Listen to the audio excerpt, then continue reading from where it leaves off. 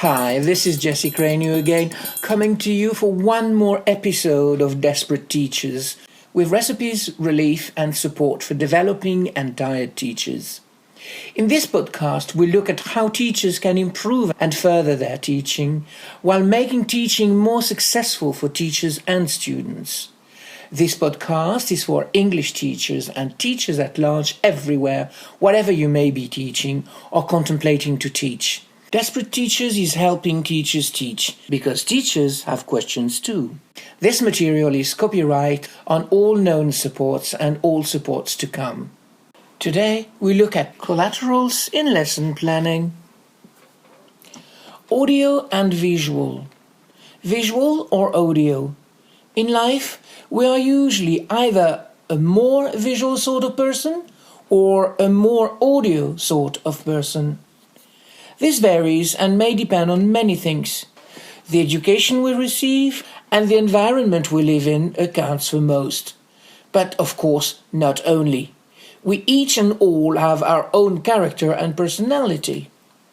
Some cultures will privilege one or the other. Our growing use of television and computers tends to compel us to become more and more visual, while we could all use a more balanced approach of life. Evolution can be influenced and, who knows, induced. Best way to find out is to stop and think whether we memorize and understand better written or oral messages. A typical example is the situation where one says to another, "But I've already told you 1,000,000 times." Why keep on? You're talking to a visual type of person. So long as you speak the message, they will most likely not get through. What you need now is write it down. Whatever our approach and material, and I would even go on to say type of students, I would recommend the teacher makes sure that both audio and visual come into play in the teaching dispensed, thus involving both the left and the right brain.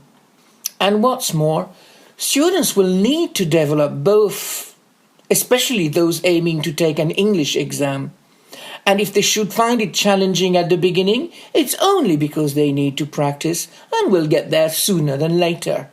Let's just remember that audio is as important as visual, and they are complementary.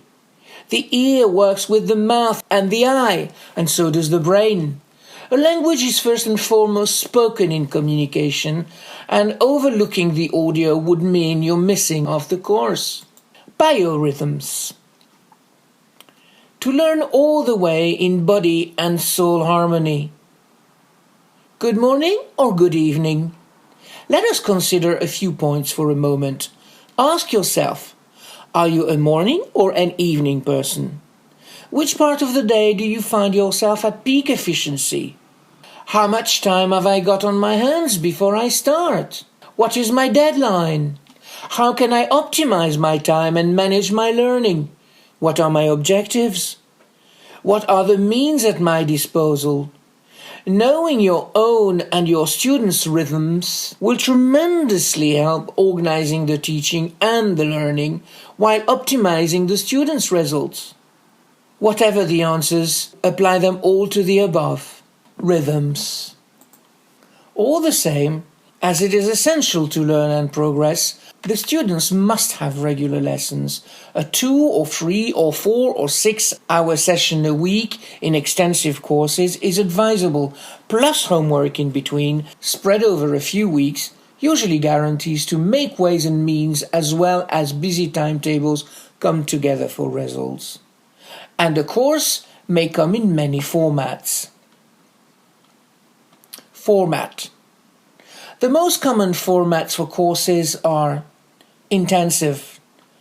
The students study for 5 to 7 hours a day for 1 to 4 weeks. Semi-intensive. The students study for 3 to 4 hours a day for 1 to 4 weeks or more. Extensive. The students study 2 to 4 hours a week for several weeks. The choice here is an option often left to the students, all depending on availability and need. Lesson planning. Lessons should be divided into 3 parts, if you ask me. My first teacher trainer advised me that, and how right she was. So right that I never moved away from this, and always found it to work at any time and every time. First, take questions and points left over from the last lesson or lessons. Then, warm up to act as reactivation through expression and or correction of homework. Next, activation through reading can be done through the correction of the exercises. Students must read everything and the teacher corrects everything. Next, activation through listening. This goes back to the lab work. Then take questions from the present lesson, and to finish, give homework and hands out if you have any. To optimize return on lessons, sessions must be taken on a regular basis. Or else, no one in their right mind would expect to achieve results in earnest. When lesson planning and designing, the teacher should bear in mind that the students will need to be taught the English they will first and mostly need, and then be tested accordingly. Every week I see teachers, students, lessons and courses where students are force-fed lists of vocabulary on themes they will never come across again with a little luck. This is just a disgrace. There is more than enough to be dealt with in the students' needs without overloading them with vocabulary or overflowing them with material. One book is enough for the course. Too much work and too many books only loses and discourages the students.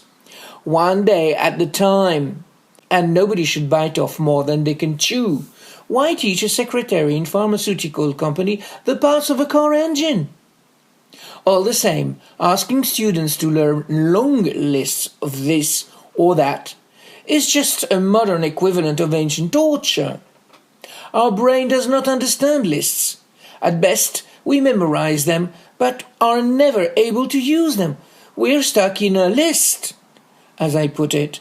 Let exercising, repeating and trial and error do their jobs. The only thing in favor of lists is that whatever we learn parrot fashion by list, we can use in many ways. Teachers should take a good look at the things people learn by lists and never remember or use. For more on teaching, check my book, The Comprehensive Teacher, also an audiobook by Maxine Lennon. Remember, always keep calm and speak English. Nobody will get hurt. All my audiobooks, ebooks and books are for sale on Amazon, Fnac, Kobo, iTunes, and may be listened to or read on most smartphones, tablets and computers. I regularly offer training and coaching sessions and workshops to professionals and individuals. My services include training and coaching for teachers and trainers, in-company training, languages and communication, writers and authors, the media. I also translate from French into Italian and from French into English and back. I train and coach on teaching and training in teaching in English, French, Italian and Spanish. And for further questions and more information, contact me at jesse.cranu@yahoo.fr. That is Jesse, Jesse, .cranu, CRAIGNOU @yahoo.fr. I will do my very best to answer new questions and take suggestions. See you in our next podcast.